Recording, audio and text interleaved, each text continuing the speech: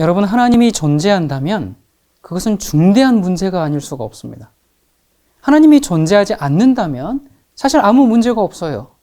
우리 인간은 절대적으로 자유로운 존재가 될 것이고요. 또 아무에게도 책임질 필요가 없고 또 아무런 목적도 없는 존재가 될 것입니다. 절대적인 선이나 진리 그런 것도 존재하지 않기 때문에 아무렇게나 산다고 해서 문제 될 것이 없습니다. 그러나 하나님이 존재한다면 문제가 달라집니다.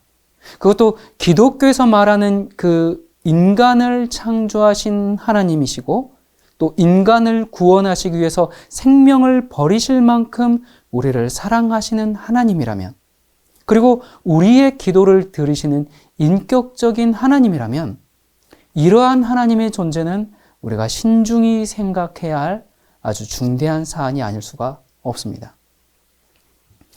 여러분, 하나님이 없다는 주장은 과학적 사실로 증명된 결론이 아니죠.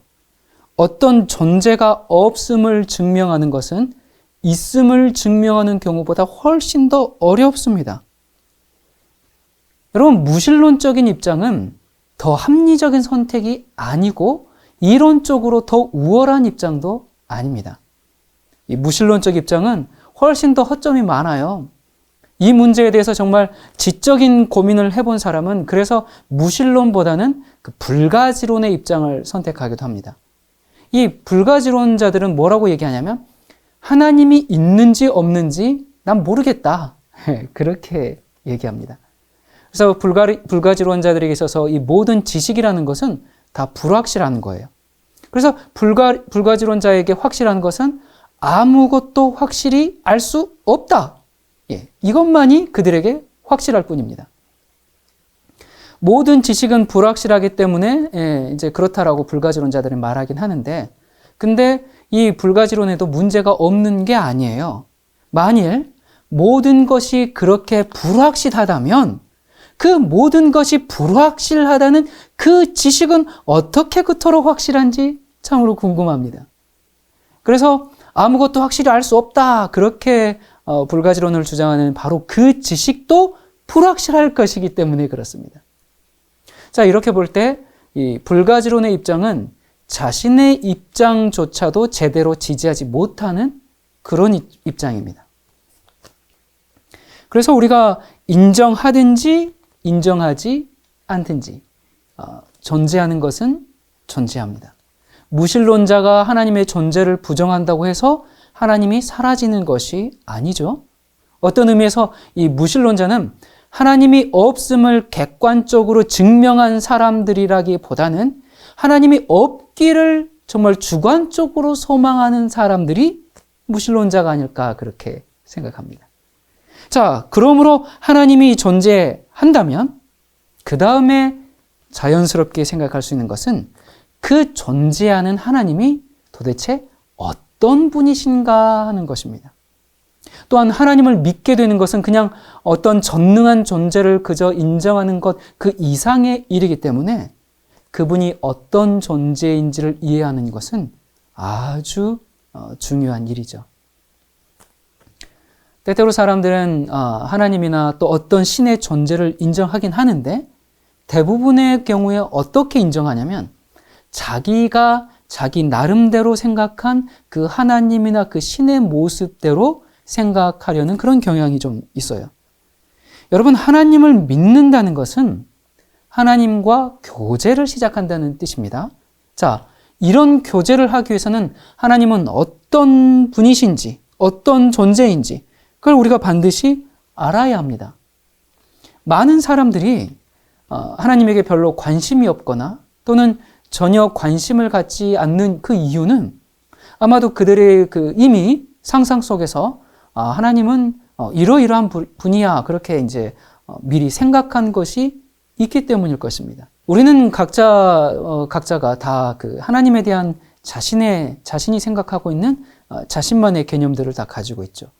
이런 생각들은 아주 이제 다양한 그 영향을 이제 받았을 텐데, 예를 들어서 우리가 자라오면서 이렇게 하나님에 대해서 배운 내용들이라든지 또 부모와 스승, 그러니까 목사님들 이런 가르침들, 이런 것들은 우리 개인에게 평생 지워지지 않고 정말 계속 지속될 수 있는 그런 하나님에 대한 개념들을 우리에게 심어줄 수가 있습니다. 또 우리들은 자기가 이제 자신의 그 부모를 보는 방식처럼 하나님을 보려는 경향이 많아요. 그러니까 자랄 때 부모님이 나를 어떻게 대해주셨는가, 그거 때문에 예를 들어서 어렸을 때 정말 아버지로부터 굉장히 학대를 받던 사람들은 하나님 아버지, 그게 정말 마음에 와닿지 않는다라는 것입니다. 하나님이 우리 아버지 같은 분이야? 나 그러면 하나님을 안 믿어. 이런 얘기를 하시는 분들을 조금 가끔 본 적이 있습니다. 그래서 어렸을 때 그 경험들이 지금 하나님이 자신을 어떻게 대하시는가, 거기까지 이 생각에 이제 영향을 미치게 돼요. 자, 그러다 보니까 우리는 각자가 생각하는 그 하나님의 모습들을 저마다 가지고 있는 겁니다. 자, 그렇다면 진짜 하나님의 모습과 가장 가까운 것은 무엇일까요? 성경이 제시하는 하나님의 모습은 정말 어떤 모습일까요? 여러분, 이러한 질문들은 굉장히 중요하죠. 하나님을 믿게 되는 것은 아까 말씀드렸듯이 어떤 그냥 전능한 존재를 그저 인정하는 것, 그 이상의 일이기 때문에 그렇습니다. 우리가 하나님을 보는데 하나님을 보는 그 우리의 관점이 실제 그 하나님이라는 그 사실과 너무 동떨어져 있으면 어떻게 되는 거예요? 나는 분명히 하나님을 믿는다라고 말하지만 그것은 우상 숭배처럼 잘못 신앙할 수 있기 때문에 그렇습니다. 전혀 다른 하나님을 믿고 섬기기 때문에 그런 거예요. 자, 그래서 하나님이 어떤 분인지를 아는 것은 우리 기독교 신앙에 있어서 가장 중요한 일이고 또 그분을 알아가는 것이 기독교인의 삶이기도 합니다. 자, 하나님은 어떤 분이실까? 가끔 이런 질문을 해요. 목사님, 하나님이 정말 사랑이십니까?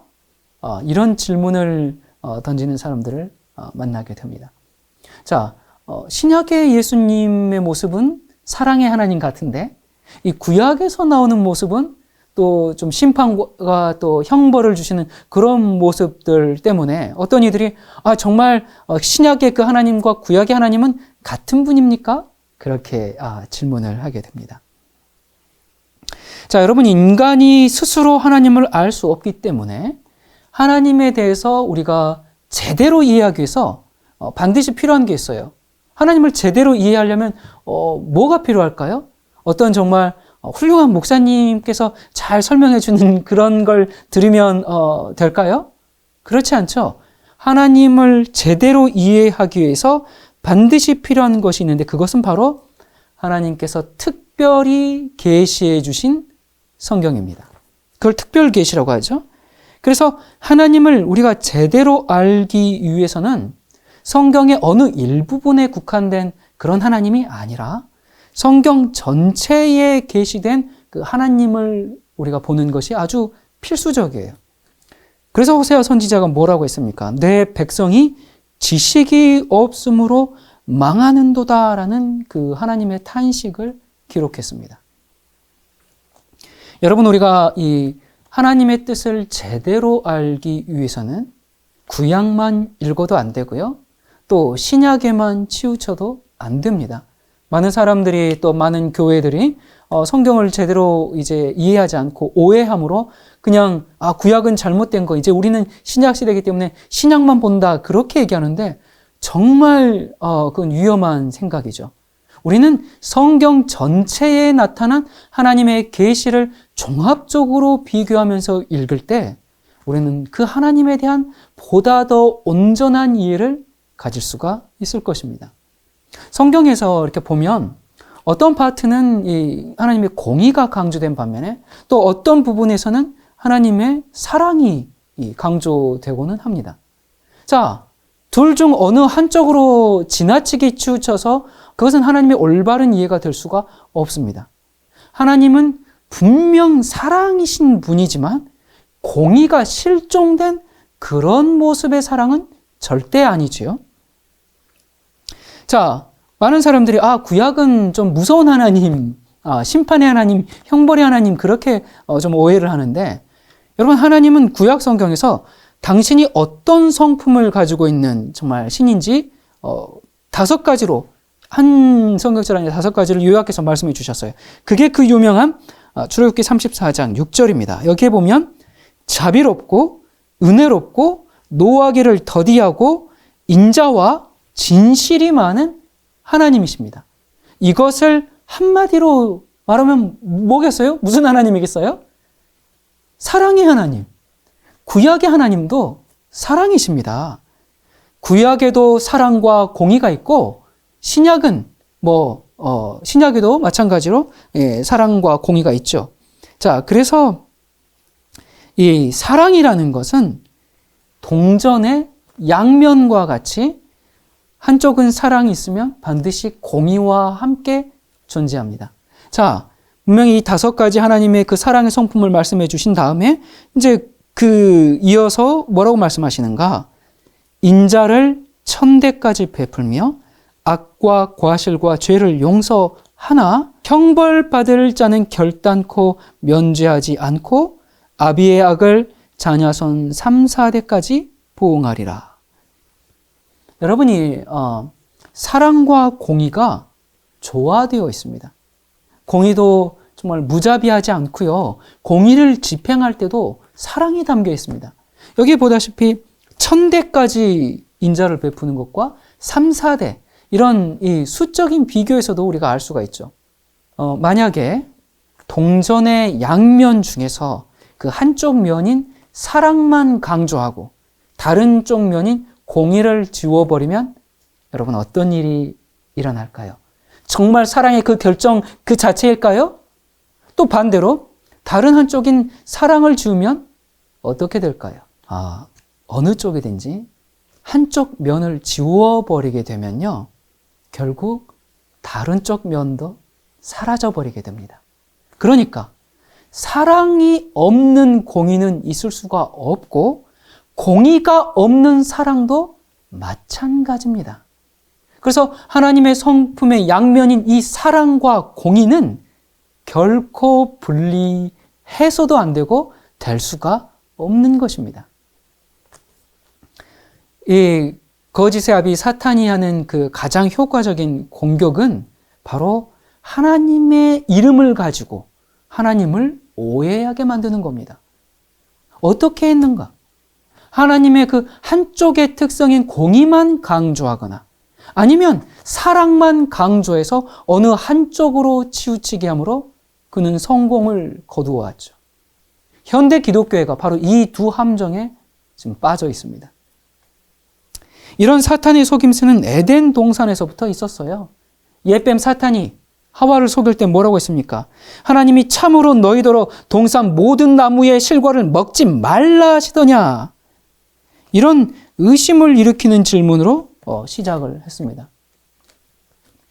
사탄이 뭐라고 했다고요? 동산 모든 나무의 실과를 먹지 말라 하시더냐?